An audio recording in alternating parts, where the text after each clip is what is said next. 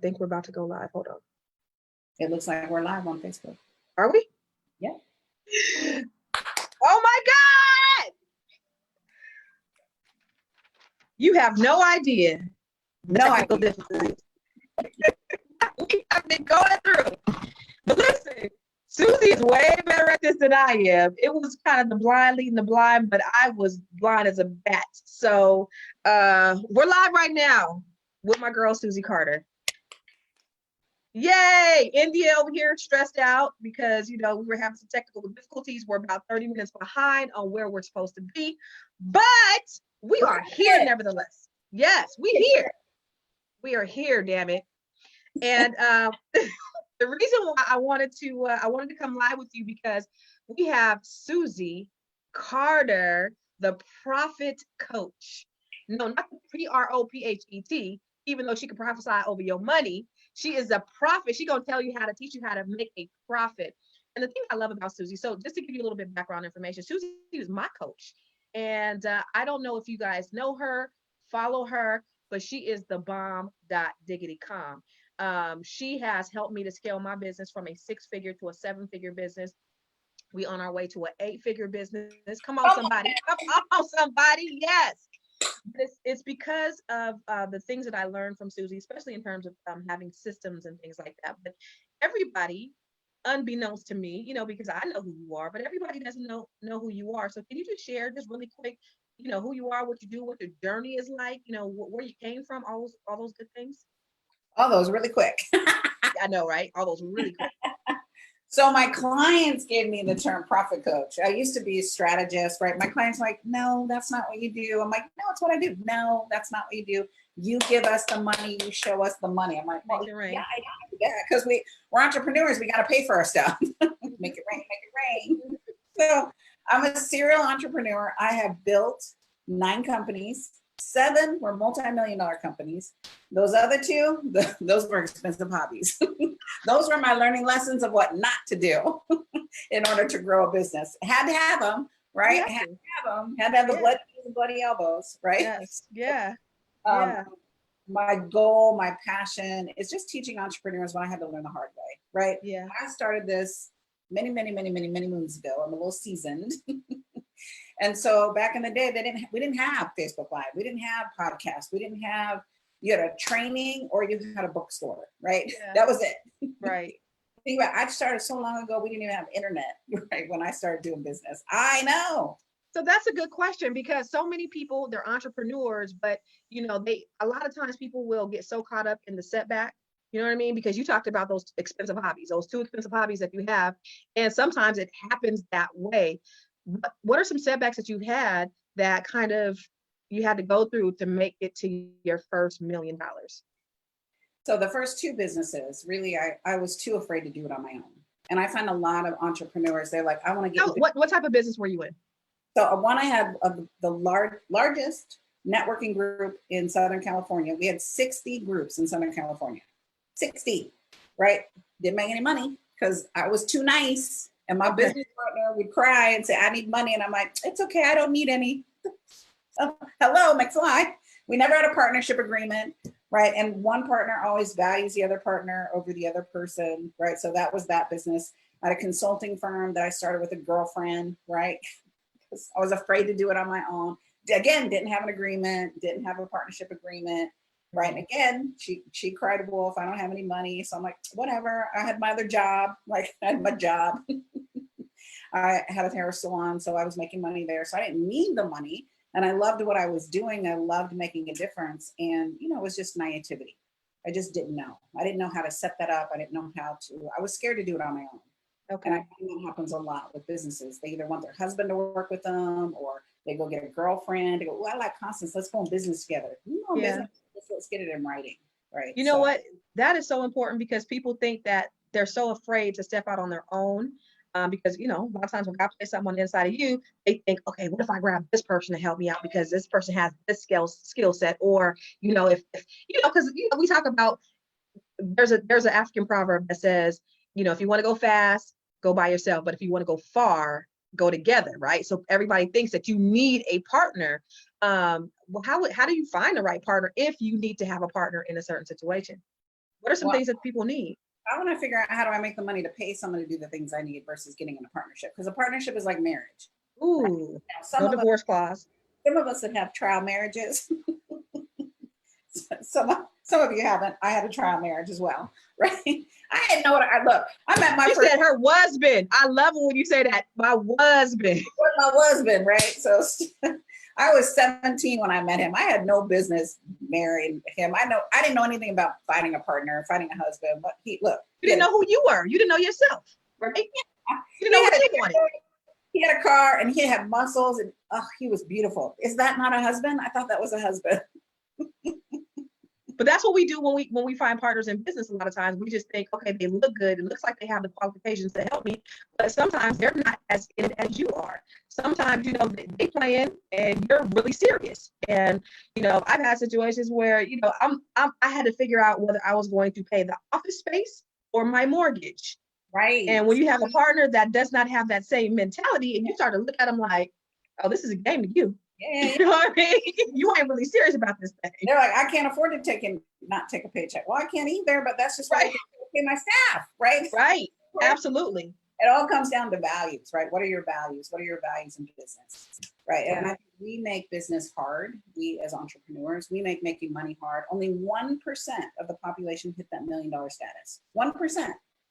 80% of businesses are doing $100,000 a year or less. That's gross. I know, bananaramas, right? 3% are doing $500,000, 1% are hitting $1 million. 0.5% are hitting 2 million plus. So you just go, look, I am in the 1% club. So Constance Carter, you're getting into the 0.5% club, right? So, right. Yes, 7 figures, 8 figures, 9 figures, that's a game changer. So one, I think we as entrepreneurs need to know that, because we're not validating what we are doing, right? And out of those 80%, so we all know the statistic that 80% of small businesses fail, that 20% that stay in business aren't even paying themselves what they would get paid for a job. We all go into business to have more freedom, but we've worked harder now to have this freedom and make less money. Right. So-called freedom. Because we're doing our passion, right? Yeah.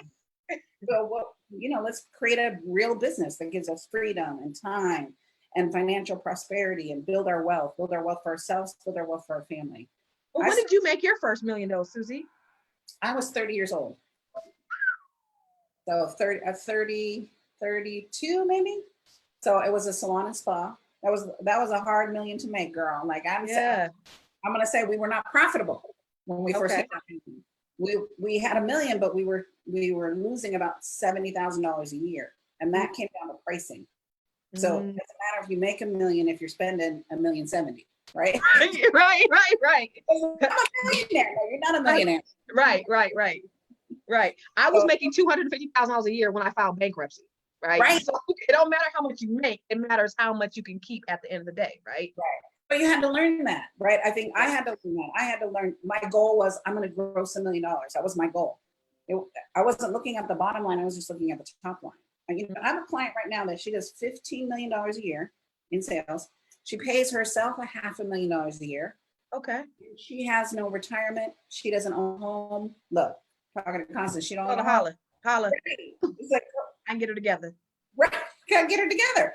But to her, it's if you have a poverty mindset, you have a poverty mindset. I can get you to millions, but if I can't give you the discipline to save your money and invest, do multiple revenue streams. I've always had real estate multiple revenue stream, right? Yeah. So my main profession is I'm a speaker, author, coach, trainer, but my other revenue streams, I'm real estate. The Bible says you should have 7. And you got books, you're a speaker, you own real estate, you have investments in companies. What was the best investment you would say that you made? So come on, tell me about it. Tell me about it. No one can take away this asset, right? So I spend a boatload of money, just like you do on my education, right? Benjamin Franklin says, take the coins from your purse, invest them in your mind, and your mind will fill your purse overflowing. Look, and your mind, wait, and your mind will do what? Your mind will fill your purse overflowing. Come on. So I stole this from Constance that, I have my PhD, which is, what is it, Constance? A public high school diploma. Right? So I grew up in a really large family. There was 9 kids, Bobby, Rodney, Stevie, Terry, Joni, Shelley, Susie, Kelly, Debbie, 9 kids. 11 people in a household, 1,200 square feet, right? 6 girls, 1 bathroom. I don't know how we did it. So I grew up in that culture, and my dad said, go get a job, go get a husband. I'm goal-oriented. I can go get a job, and I got a husband who's my husband, right? I have 2 beautiful babies from it. Now what? Yeah.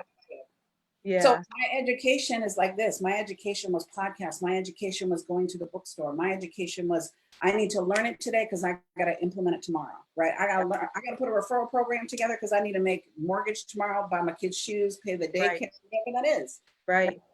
That was my education. That is my education. I have a plethora of education. It's just not a formal thing called a certificate, right? I got lots of certificates because I thought I got certified in everything. So right. Because when you got a PhD, you like, okay, I got a chip on my shoulders because I know that I don't have what somebody maybe equivalent to me may have. And most successful business people who have their own businesses don't necessarily have a college degree. But one of the things that you said is it's so important that you get in the room. Yes. That's how I met you, is just being in those rooms. That's how I met Lisa, being in those rooms, and all of the great people that have helped me in my business along the way. Is you got to be able to invest in yourself. Google, you just said Google. I say, tell people all the time, GTS, Google that shit. You know what I'm saying? You got to be willing, and Google is free. Google is your best friend. You can get a PhD literally off of Google, but you have to be willing to invest in yourself. But also networking is the key, because you can only do so much by yourself. You got to get around the like-minded people like Susie. I would have never met Susie had I not gone to her conference. She wouldn't have never been able to coach me. I may have made, 7 figures, but maybe not as quickly as I did as a result of fucking with Susie. You know what I'm saying? As a result of my relationship with you, I've successfully increased my business, and I don't have a problem in investing in myself, because I know that, like you, I'm a sure thing. And so if I don't do that, then my business is going to be flat. I'm not going to go anywhere. So I love that you said my biggest or my best investment in life, because I thought you was going to say, oh, my real estate, or, oh, I got this Bentley over here. Maybe that. No, that intellectual property, nobody can take away. Nobody can. And look, I've made millions in real estate, and I've lost millions in real estate. Come on. But I can count on me, right? I can count on what I learned when I lost that millions in real estate. I lost $10 million when the market crashed. $10 million when the market crashed. Now, I'm not saying I got up right away and went, woo-hoo, I stayed on the floor and I cried a long time. Like, why? And not like, why? Why? I've been a good steward. I really did everything I thought was right. And it was in 2007, and there was shenanigans. Like, now we know what kind of shenanigans were going to be in the vaccine, but we didn't know that as consumers. Like, we didn't know. Nobody bailed us out. No. So I look at that, taught me character. That taught me tenacity, and being on the floor crying. Mm-hmm. I heard God say to me, this will be your biggest victory and your biggest lesson, but you got to get up. You got to get up. Money. You know how to make money. You know how to leverage money. You know what to do. This will be your biggest victory and your biggest lesson. Get up. And I got up. I didn't want to get up, right? But I called on my girl squad. I called on my friends. I'm like, who can I help? Who can I help? Because what I know how to do is I know how to do this. Who could I help? And that's when I started helping Lisa. See? She was my client for years, but as a consulting client, right? We would just talk twice a month, and that was our relationship. And I said, I'm gonna run your company and turn that company around. We brought it to multi-million-dollar status, right? From 800,000 to 10 million, putting in systems and structure, right? From just Susie. Right, being Susie, just doing the Susie magic. Make it rain. Yes. Yeah. But I love what you said, because I'm all about, I think when your mindset is shifted on helping people, it makes such a huge difference on how when you bless others. Zig Ziglar said, if you help other people become millionaires, then you're going to be a millionaire. If you help other people get what they need to be or get where they need to be, then you're going to get where you need to be. Right. And so when your mindset is shifted on helping, it's a game changer. I tell my agents all the time, you ain't selling real estate, you're helping people create legacies. And so when you're looking at, okay, do they go through me? How can I compete? It's not a competition. Right. You are giving people something of value. And when you know what your value is, you know how you can help people, and people need help. So you will never be broke. If you Never. find opportunity to help people, because there's a lot of people that need help, you Yeah. will never be broke.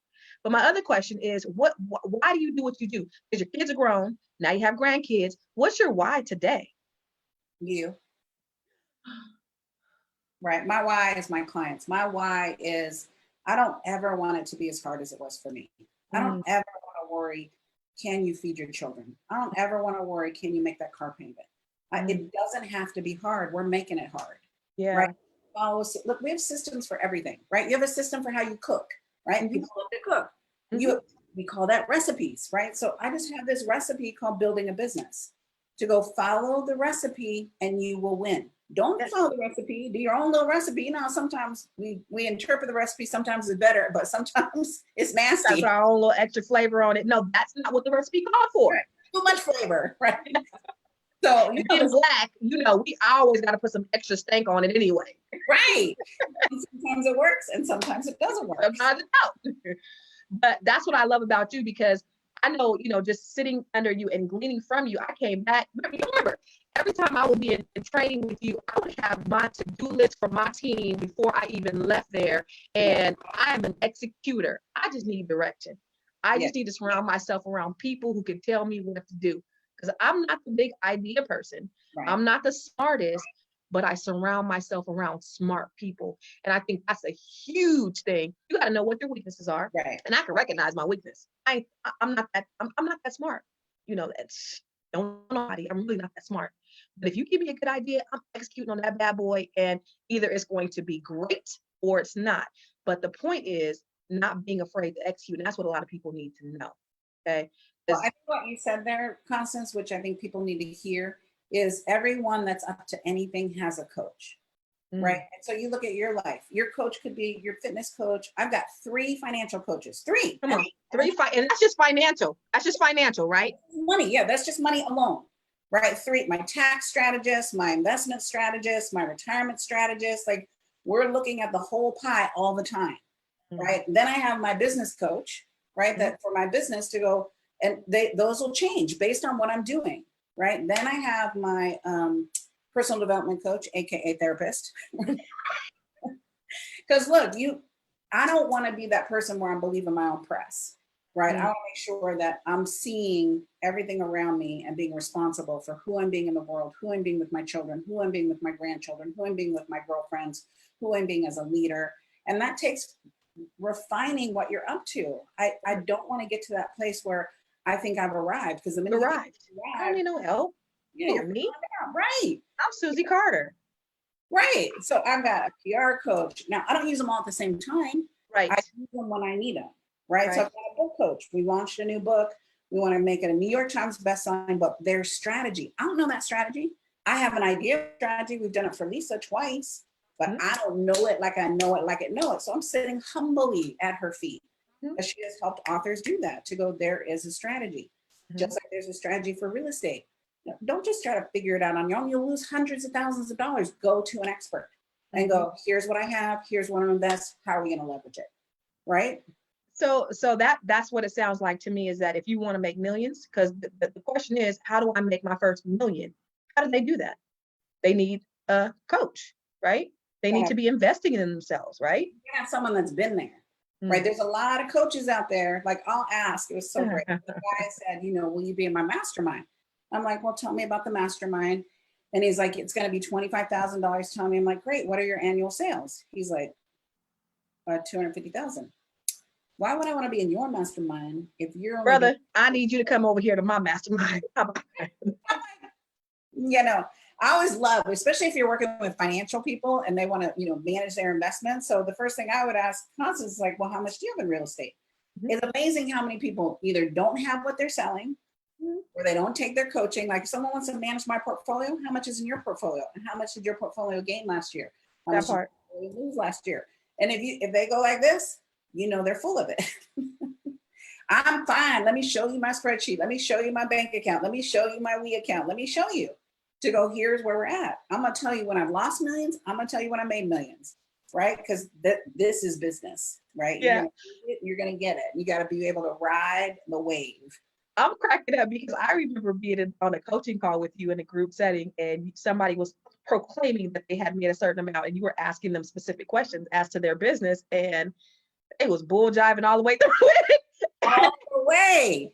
It's like you can't proclaim that if you're not willing to talk about it. I made $100,000 on my last thing, and so you were saying, okay, well, what was this, and what was this, and what was this, and it was just like they were like, and it was clear that they weren't doing what they had said they were doing, but a true person who's actually doing the work, because that's what you have to be when you have a coach, is you have to be transparent. And I'm gonna let you get off because I know you have to go, but you have to be transparent. You got to be open, and you have to be willing to follow the formula. And the thing I love about you, Susie, is you already have the systems. You already have the formula. So what I want to know, so two things. Susie is, and we're still doing the We Summit. Susie is going to be one of our keynote speakers as soon as we get out of this damn quarantine at the We Summit in the Silicon Valley, and it's going to be amazing. You're going to have an opportunity to sit down. She's going to actually be one of the coaches for the Shark Tank, along with Boyce Watkins, Dr. George Frazier, Ray J. She's going to be, you're going to be the only woman on the panel. So you're going to be coming from a whole different perspective. But I wanted you guys to meet her because I know that some of the people who were going to be attending, they may not know who you are. They may not know that you are the mastermind behind Lisa Nichols, or you've coached Steve Harvey and Don Assaraaf and Paul Mitchell and 100,000 other small businesses. I mean, that's crazy. This lady makes magic happen. She is a millionaire. And guess what? If you want to make millions, you got to be around millionaires. Right. That's why I be around Susie, is because she has everything that I need. So last question before we go, because I know you got to go. Where would you be today if you were not in quarantine? Ooh, well, first of all, I thought we were supposed to be in Costa Rica, Napa Valley, one of those places we were going to be. That's where we would be right now. Look, my travel schedule was so bananas before this whole quarantine, right? I had 12 events. I was going to Hawaii, right? All work stuff, fun stuff.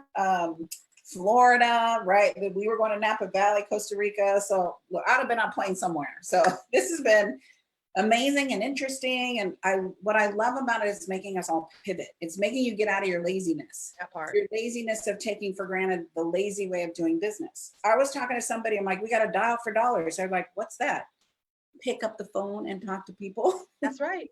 Call people. Like that's right. how you get leads. Like you I'm telling people, like, this is your incubation season. This is when you should be in the lab, because you are incubating right now so that you can manifest millions. Because everybody said at the beginning of the end of 2019, best year ever, 2020 is it. And listen, I'm 44 this year, and I was like, 44 is my year. And it's like, then this happened, everything shut down. But I'm like, no, this is the season when I go back. Yeah, it's still going to be the year.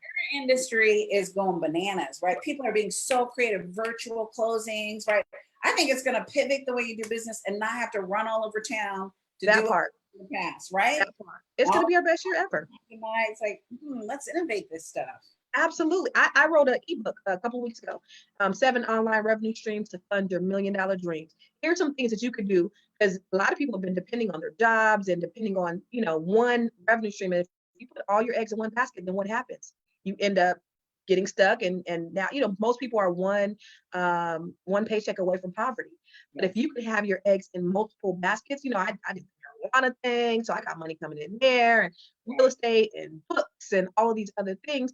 But I want to make sure that everybody knows that you cannot be looking at one stream in order to make any amount of money. And you said, only 1% of JLB, right? One stream is a JLB. Like, yeah. And then what? What happens if something like this happens? The Bible says you need 7 revenue streams in case a disaster strikes the land. What just happened? A disaster struck the land. What you doing? Yeah, and if you're in the JLB, still open a business, right? The absolutely. To leverage that and get some other money coming in, build that side hustle, and so they can leave that JLB. That part right there. So I'm going to let you get off because I know you got to run. We got a late start, but listen, you are absolutely amazing. Where can they find out your information? I'm waiting on my book, Susie. I paid for it. It's coming. Look, it's so pretty. It's coming. When do I get it? Look, the publisher just moved the date because Amazon shut down. They're not pushing any books out. So now it's coming in September. Oh, killing me, Smalls. I paid for this book back in December, I think. I don't know when I I'm coming out with some new bonuses right now to hold us all over. So you can find me by my name, Susie Carter, C-A-R-D as in dinero or dollar, E-R. Carter. Yes, ma'am. She's Carter, I'm Carter, right? So yes. you can find me the book on poweryourprofitsbook.com, and there's some. How can they work with you? They're come to my website, right? Ask to chat with me, tell them you're Constance's people, right? So that we can support each other in making sure that I take care of you as well as I've taken care of my sister. Yes, she has taken care of me, and she always continues. Anytime I call Susie, she is always available to me, and I appreciate you, love. I really do. I could text her early in the morning, and she's always responded back to me. You are the bomb.com. You are truly my sister. I'm gonna post some pictures of us, and where I'm kissing you on the cheek, you kissing me on the cheek, we love it, and all that stuff. I'm gonna post some stuff so they can see that we really are friends. For real. We like each other. Right. We do love each other. So I appreciate you, Mama. I'm gonna let you get back to your day, but. Anything else that you want to say before we leave? I look forward to meeting you at the We Summit. At the We Summit. And Weekend of Wealth Retreat, August. We're still doing it. August. Now, if you want to learn more, you need to be in the building because it's going to be bananas. You want to be a millionaire? Get around a millionaire. All right, Mama. Make it rain. All right. Talk to you. Love you. All righty. You are amazing.